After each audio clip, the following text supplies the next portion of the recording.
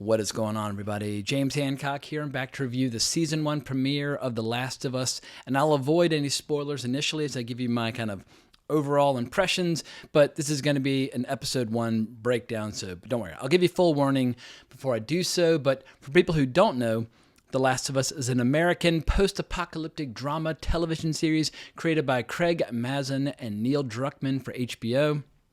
And most importantly, it is based on the 2013 video game developed by Naughty Dog. Now, I never played that game. I'm an Xbox guy, not a PlayStation guy. And during the time where that game was taking over the world, I was lost inside the worlds of Skyrim and World of Warcraft and Fallout New Vegas, I think was out around that time. But in particular, I was obsessed with the Dark Souls franchise. So I missed the whole Last of Us phenomenon. But I've seen all the cutscenes and cinematics for the original game, which obviously does not completely capture the experience of playing the game because you don't get to do any of the action. Like, I've seen all these dramatic scenes out of context, and I read a summary, but at any rate, that's the best I could do ahead of watching this show.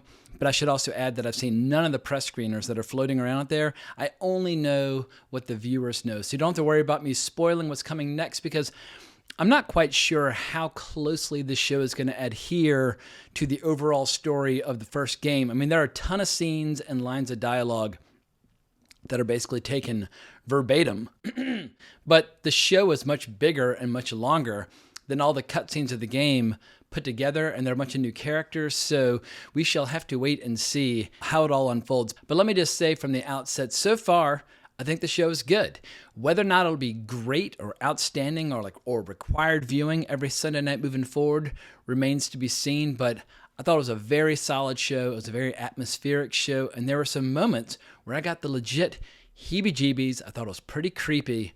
But Craig Mazin, the director and co-creator of the show, he's got a tough act to follow because his last show, Chernobyl, was a monster hit. People lost their fucking minds over that show. I think I only saw the first 2 or 3 episodes. I don't know why I didn't finish it, but it was hardcore as hell. And so going into this show, I knew he'd be more than capable of delivering all the terror, all the horror from the original game. And people are always called The Last of Us a zombie franchise or a zombie show.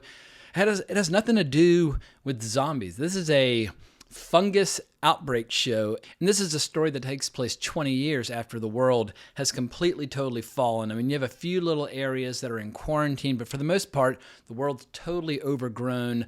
The fungus won, and I'm still learning all the names for all the different stages of infection because as the fungus gets into you, initially, you bite people to spread it, but then it starts to grow and take over your brain, and eventually they start having all sorts of mutations and their skulls break open, and it gets fucking crazy. I'll just refer to them as the infected during this video, but I know that some people call them clickers, and anyway, there's different names for the different stages of infection, and some of them will stick around for many, many years, and they get stronger and stronger and more dangerous as time goes by. In any event, because I didn't play the game, going into this, I basically had wide open expectations. I knew Pedro Pascal could do the accent because he'd already done more or less a really solid American accent in Kingsman: The Golden Circle, although that was more of like a kind of over-the-top, very broad kind of hick accent. And I was dimly aware of some of the controversies surrounding the second game, and because that second game was smack dab in the middle of one of our many culture wars that are always dominating our pop culture conversations, I know that no matter what I say about the show,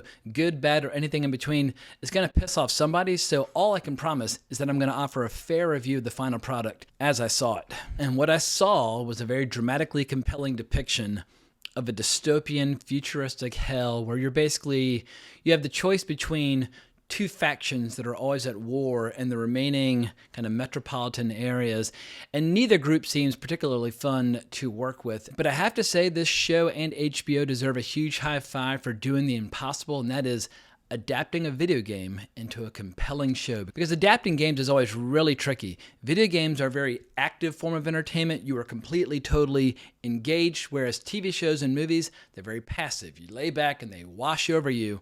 And nearly every single attempt out there at adapting a game into a show or movie has led to really mediocre, if not outright terrible entertainment. And I think while HBO has this reputation for being, the home of very highbrow or very upper crust entertainment shows like Succession or The White Lotus, I think people need to give them credit where credit is due for being a really consistent source of hardcore, uncensored genre entertainment that takes so many big swings at the fantasy genre with things like House of the Dragon or science fiction or now video games. And I think the people involved with this show deserve a lot of praise for more or less for now having pulled it off. What the rest of the season looks like, who the hell knows? But they even did little things like getting the composer for the video game to do the music scores for the show. And they're taking all these design cues from the overgrown world. So it looks like they're trying to do a show that more or less is faithful to the tone and style of the original game. But let's get into this episode itself. First and foremost, it was as long as a feature film, and I think most feature films these days in the theater are way too long. This was a little under 90 minutes, so it's kind of the perfect length for a movie if they had wanted to go that direction. But as is always the case with any story set in a dystopian future, the real threat is your fellow human beings as opposed to the otherworldly threat that's hunting people down. And then basically what it reminded me of was the novel The Road by Cormac McCarthy combined with fungus mutants. Although it's been very sparing in the details of these fungus mutants so far. We got to see one kind of splayed on the wall of a sewer and it looked really gnarly and really gross. And we got to see some early stage ones attacking people early on. But honestly, the scariest moment all episode. Also, full warning at this point, I'm going to be going into spoilers. So if you don't want spoilers, go watch the show. It's pretty goddamn cool. I think you'll enjoy it.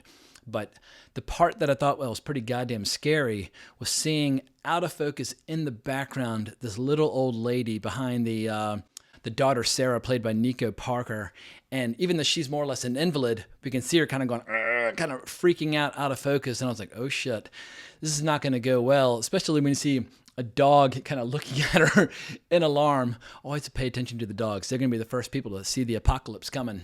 But I thought the show did a pretty good job of giving us all the information that we need to know without feeling overly exposition heavy. They showed us this talk show from the late 60s where people are talking about different fungi or fungi. I don't know the pronunciation, but they've been known to take over ants, and they'll basically dictate their behavior while continuing to live off them, because it doesn't do you any good if you take something over and then it immediately dies. You need it to survive so that you can spread the fungus into other hosts and so on and so forth. And we see exactly that during the title sequence with this fungus just spreading and spreading. It's very ominous, very gross. And then we get this long framing device where we see a pretty lengthy chapter set in 2003 during the initial outbreak.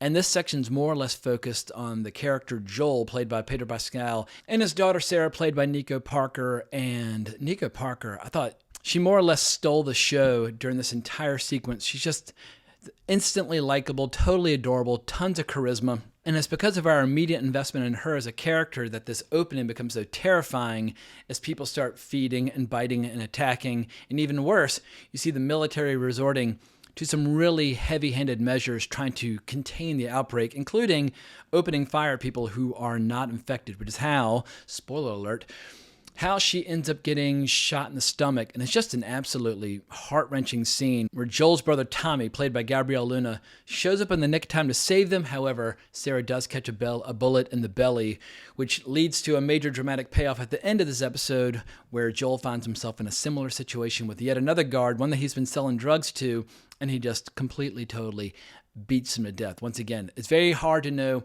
who your friends and allies are in this world where basically all the laws of civilization have been turned inside out. And then we flash forward 20 years to Boston in 2023, and we see how outside the quarantine zone, everything's overgrown and in ruins. And we see this sad, pitiful little girl just kind of limping and stumbling towards the quarantine zone, and her shoes are all covered in duct tape. I mean, everybody's clothes at this point are hand-me-downs from many years ago. I mean, at one point in the episode, we see somebody wearing a Gore Lieberman t-shirt. I mean, that was a t-shirt from the 2000 election. But when this little girl reaches the quarantine zone and they test her, we see that the test shows red. And even though the guard is telling her all these nice things about how we're going to give you all the food and toys that you want, a red test means that in a matter of hours, you're going to start showing signs of being infected. And then we immediately cut to all these bodies being burned, and Joel's basically working odd jobs, every odd job that he can get his hands on. And one of those jobs is just burning the dead infected. And we see how it's not just the infection that's killing people. the military is killing people as well at these military tribunals for breaking quarantine rules. And we see how there's a barely contained civil war between the local militia as well as the Fireflies, who are blowing things up at night, having battles in the street. And the leader of the Fireflies in Boston is this character, Marlene. And she has this little girl in captivity. And they've kept her in captivity for a long time. They've got her chained to a wall. She's been studied for her symptoms. And this is Bella Ramsey playing Ellie. And Bella Ramsey, she's also a Game of Thrones veteran like Pedro Pascal, but I feel like she's a little miscast. She doesn't quite know how to do an American accent that makes it sound like you come from any specific place in America. I feel like that's always the real trick. It's not, can you do an American accent? It's like, can you do a Bostonian accent? Or can you do an Austin, Texas accent?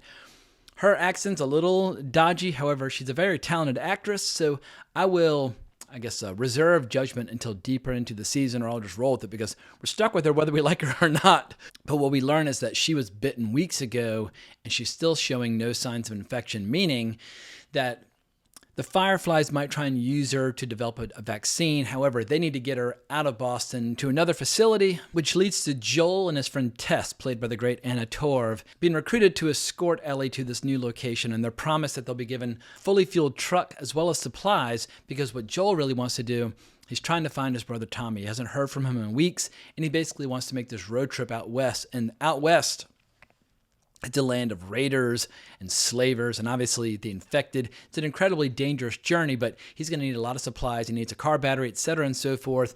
And due to a botched car battery sale, most of the Fireflies in Boston are wounded or missing ears or shot in the belly. And anyway, they can't handle the journey. And then the episode draws to a close in very satisfying fashion when Tess sees a red test for Ellie and realizes that she's infected, and Ellie has to protest that, anyway, she's not sick, she's just infected, and she's a very special, rare case. And we see them heading into the contaminated area of Boston, which is basically collapsed buildings, screams echoing into the night, all to the music of Never Let Me Down Again by Depeche Mode. And a lot of these songs that are used on the radio, they're codes and signals amongst the Fireflies to indicate certain warning signs, like music from the 60s means one thing, music from the 70s means another, and I'm assuming music from the 80s means death and danger and all that stuff, which led to a really good teaser. If anything, I think the teaser for what's coming next was even more terrifying than the episode. There's this one really eerie shot with Ellie looking into the eye of an infected person, and we see one eye is still normal, and the rest of the head, it's totally deformed. At any rate, it's fucking disgusting. But I guess in conclusion, I'll just say that Pedro Pascal is officially the new king of the streamers. The fact that he's got this show on right now, and then he's got a new season of The Mandalorian starting in March. I mean, Jesus, for the next couple of months between, fungus monsters and Star Wars shit, Pedro Pascal is going to be occupying a lot of time in people's headspace and imaginations with these two shows. And it remains to be seen which will be the stronger show, but yeah, it's a good time to be Pedro Pascal. But one final observation before I wrap things up. I think it's interesting how a video game is driving the culture on HBO. When you're talking about film and television, it's always interesting to see in different periods or different eras what's the material that's being adapted. Like if you look at Hollywood in the 1930s, they adapted a lot of hit plays from Broadway, and they adapted a lot of classic literature. Or if you look at Hollywood during my childhood in the 80s and 90s, they adapted a lot of best-selling fiction, like Stephen King novels and things like that. And obviously, there are no hard and fast rules, and there are exceptions in any era. But I think it's interesting how here we are in 2023, and a hit video game from 10 years ago is being adapted into what I presume will be a hit show for HBO. So maybe I think it's time to recognize that video games are the number one art form of all the art forms out there, or at least the art form that is driving the culture the most. But who knows? Maybe the show will get lame, but so far, so good. And speaking of video games, before this show launched, I saw all these interviews with director Craig Mazin where he was saying all this incredibly ignorant, stupid shit about video games, which made it sound like he hadn't either seen a game played or played one himself since like the late 70s. He's referring to the games as pixels, as if watching a TV show, you're not also seeing pixels. But his line was, when you're playing, when you die, you get sent back to the checkpoint. All those people are back, moving around the same way. Watching a person, I think, ought to be much different than watching pixels die. This is I guess a word of advice for all writers and filmmakers out there. When you're about to launch a show or a movie, do your best not to deliberately antagonize the fans of whatever it is you are adapting. It seems like more often than not now, anytime somebody's turning a cool book series or a cool video game or whatever into a show or movie, in every single interview, they do everything in their power to turn the whole world against them. And guess what? If you have a giant existing fan base that loves a classic game, just embrace it and say you love the game and that you hope that the show is going to make them all happy. But obviously, the show has to appeal to more people than just the fans of the game.